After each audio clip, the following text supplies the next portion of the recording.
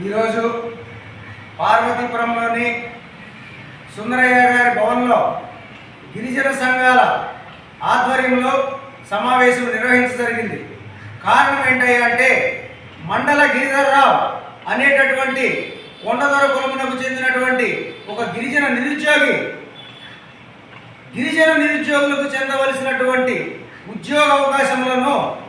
పరోక్షంగా కొంతమంది గిరిజనేతరులు bogus ST సర్టిఫికెట్లు పెట్టుకొని ఉద్యోగాలు చేస్తున్నారన్నటువంటి వేదనతో అందులో భాగంగా సాలూరు మండలంలోని కందులపదం గ్రామంలో ఉన్నటువంటి మల్లాపరెడ్డి శంకర్రావు అనేటువంటి ఒక గిరిజనేతరుడు మోకదర్ అనేటువంటి ఒక బోగస్ ఎస్టీ సర్టిఫికేట్తో షెడ్యూల్డ్ ప్రాంతంలో ఉద్యోగం సంపాదించుకున్నందున అది బహిర్గతం చేసినందుకు ఆ మల్లాపరెడ్డి శంకర్రావు అనేటువంటి ఒక గిరిజనేతరుడు అతని సోదరుడిని పురమాయించి మండల గిరిధర్రావు అనేటువంటి మా సహ నిరుద్యోగిని భయభ్రాంతులకు గురి చేసి చంపేస్తామని బెదిరించడం జరిగిందంట. అంతేకాకుండా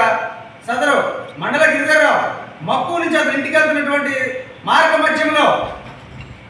కొంతమంది గుర్తు తెలియని వ్యక్తులను పంపించి ఇతని మీదకి దాడి చేయడానికి ప్రయత్నించడం జరిగిందని మనోడు ఈరోజు గిరిజన సంఘాలకు తెలియజేశాడు.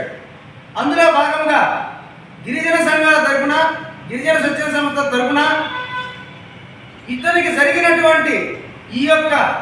భయంకరమైనటువంటి సంఘటనని సంబంధిత పోలీస్ డిపార్ట్మెంట్ వారికి అంటే ఎస్పీ గారికి తెలియజేసి ఫిర్యాదు పూర్వకంగా ఇచ్చి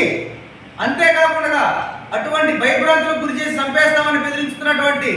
గిరిజనేతలైనటువంటి మల్లాపరెడ్డి శంకర్రావు అతని తమ్ముడు సతీష్లపై తక్షణమే కేసు నమోదు చేసి చట్టపరమైన చర్యలు తీసుకోవాలని, లేని ఎడల వారిపై న్యాయస్థానాన్ని ఆశ్రయించి న్యాయస్థానం ద్వారా ఇతనికి న్యాయం జరిగే విధంగా మేము చేయవలసి వస్తుందని చెప్పేసి